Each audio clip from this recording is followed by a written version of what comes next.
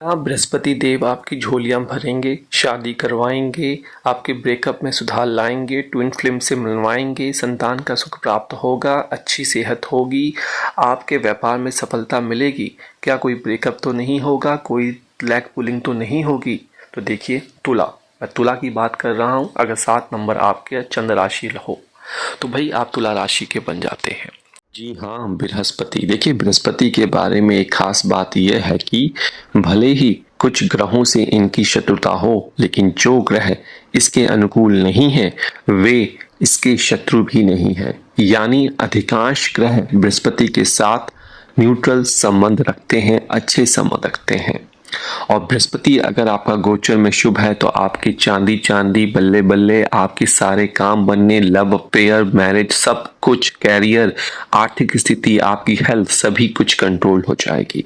तो मैं ये लिस्ट आपको दे रहा हूँ और इसी लिस्ट के ऊपर मैं सभी के बारे में बताऊंगा कि 2025 में कैसा गोचर ये रहने वाला है।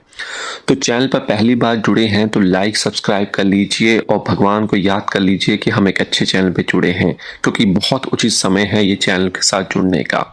देखिए, 2025 में जो बृहस्पति देव हैं 4 फरवरी के आसपास बृहस्पति का वृषभ राशि में गोचर होने वाला है। 14 मई के आसपास बृहस्पति का मिथुन राशि में गोचर होगा। यही सबसे बड़ा गोचर है 2025 का। 18 अक्टूबर को बृहस्पति का कर्क राशि में गोचर होगा। 11 नवंबर का बृहस्पति जो है कर्क राशि में ही वक्री हो जाएंगे और 5 दिसंबर को बृहस्पति देव जो है मिथुन राशि में गोचर करेंगे। देखिए, बृहस्पति की कृपा दृष्टि व्यक्ति के लिए शुभ होती है। बृहस्पति के शुभ प्रभाव से व्यक्ति को जीवन में धन, सुख, समृद्धि और संतान की प्राप्ति होती है। देखिए, आपकी कुंडली में शनि महाराज नहीं, मैं बृहस्पति की बात कर रहा हूँ, माफ़ कीजिए।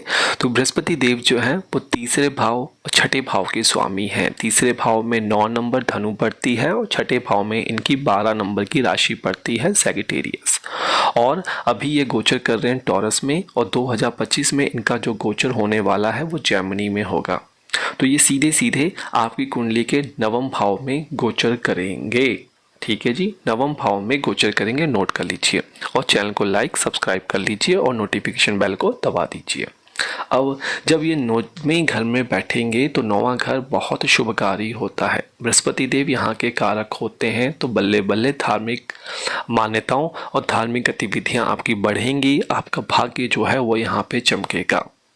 आप, क्योंकि ये धर्म कर्म का भी घर होता है, तो आप उसमें बढ़ चढ़कर चंदा भी देंगे और हिस्सा भी लेंगे, क्योंकि ये घर छोटी यात्राओं का, धार्मिक यात्राओं का भी होता है, तीर्थ यात्राओं का भी होता है। तो कहीं पे आप अपने परिवार के साथ जाने का सोच सकते हैं। आपको संघर्ष करने के बाद और ज़्यादा प्रयास करने के बाद ही सफलता यहाँ पे मिलेगी। तो भाग्य पे पूरा विश्वास आपको रखना है, तभी आपके काम बनेंगे। और जितना ज़्यादा आप प्रयास करेंगे उतना ज़्यादा ही आपको अच्छे परिणाम यहाँ से मिलते हुए नज़र आ रहे हैं। अगर आपके भाई बहनों से सहयोग चाहते हैं तो उसमें हेल्प आपको मिलती हुई नज़र आ रही है। देखिए, जब ये आपके नवम भाव में होंगे तो 5वीं नज़र सीधे सीधे आपके प्रथम भाव में पड़ने वाली है। पहले घर को देखेंगे, यहाँ से ये आपके तीसरे घर को देखेंगे और यहीं से ये आपके 5वें घर पर भी दृष्टि डालेंगे। देखिए, जो ये प्रेडिक्शन हम लोग करते हैं ये ग्रहों की दृष्टियों से ही करते हैं और ग्रह जहाँ बैठे हैं तो कुछ भी यहाँ पे रटने की आवश्यकता नहीं है। आपको बेसिक बस कुंडली के बारे में पता होना चाहिए, सिंपल सा लॉजिक है। ये मत सोचिए कि उन्होंने बहुत अच्छा बता दिया, फलाने यूट्यूब ने इतना अच्छा बता दिया, फलाने न्यूज़पेपर में ये निकला है। आपको सिर्फ ये ध्यान रखना है किस घर में है, उस घर से उनका क्या प्रभाव होता है, किन किन घरों को दृष्टि डालने, बस उनके रिजल्ट आपको बता देने हैं। देखिए, जो ये गोचर होता है ये 50% अपना इफेक्ट करता है और बाकी 50% जो होता है आपकी महादशा करती है। तो ये गोचर को भी समझना बहुत ज़्यादा इम्पॉर्टेंट है, आप इसको इग्नोर मत किया कीजिए।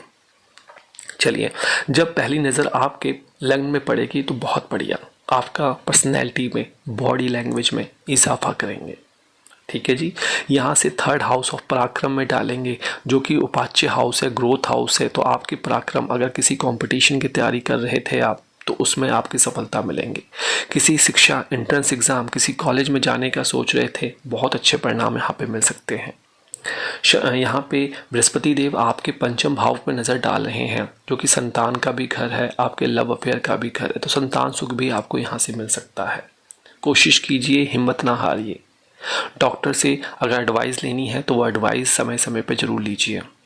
आपके साथ अगर कोई अभी तक मिला नहीं है तो सोशल मीडिया या किसी दोस्त के थ्रू आपको अपना पार्टनर भी मिल सकता है, चाहे वो लव अफेयर हो या फिर शादी करने की बात हो। तो आपके संतान प्राप्ति के योग बनेंगे, अच्छे शेयर मार्केट में इन्वेस्टमेंट के योग बनेंगे, अच्छे धर्म कर्म करने के योग बनेंगे और परिवार के लोगों में आपकी वैल्यू बढ़ेगी। आपको कोई कंसल्टेशन चाहिए, डिस्क्रिप्शन बॉक्स दीजिए, हमारी वेबसाइट हमारे ज्योतिष घर की एंड्रॉयड ऐप से आप हमसे कांटेक्ट कर सकते हैं। नंबर नहीं शेयर किए जाते हैं डायरेक्ट। अक्टूबर में बृहस्पति के 10वें भाव में जाने से कार्य क्षेत्र में कुछ प्रॉब्लम आपकी आ सकती है और आप लगेगा कि मुझे बहुत कुछ आता है, जिससे आप में ओवर कॉन्फिडेंस बढ़ने लगेगा। इसका ध्यान रखना है, ओवर कॉन्फिडेंस का शिकार नहीं होना है। इसके चक्कर में अगर आपने सोच लिया कि मैं शिफ्ट करूंगा तो रिसेशन की मार आपको पड़ जाएगी। ठीक है, तो ध्यान आपको रखना है अक्टूबर के महीने में। ठीक है, लेकिन थोड़ा सा ओवर कॉन्फिडेंस रखिए, अपने पर विश्वास रखिए, तो ये आपको अच्छा फल दे देगा, क्योंकि ये यहाँ पे उच्च के भी हो जाएंगे। चलिए, प्रमोशन पेंडिंग थी, प्रमोशन भी हो जाएगी। अप्रेजल पेंडिंग थी, अप्रेजल भी हो सकती है आपकी। अब दिसंबर के महीने में वक्री होंगे और कहाँ पे होंगे, नवम भाव में ही होंगे। तब आपके कार्यों में, आपके कंपटीशन में, आपके लव अफेयर में, आपकी प्रेगनेंसी में, इन सभी में बाधा आ सकती है, क्योंकि नवम भाव जो होता है पिताजी को भी रिप्रेजेंट करता है, तो उनके हेल्थ की भी इशू आ सकती है। आपको इस बात का ध्यान रखना है। अब आपको करना क्या है, बृहस्पतिवार के दिन आपको बृहस्पतिवार का पाठ करना है और हो सके तो व्रत कर लीजिए। सिंपल सा आपके लिए तरीका है।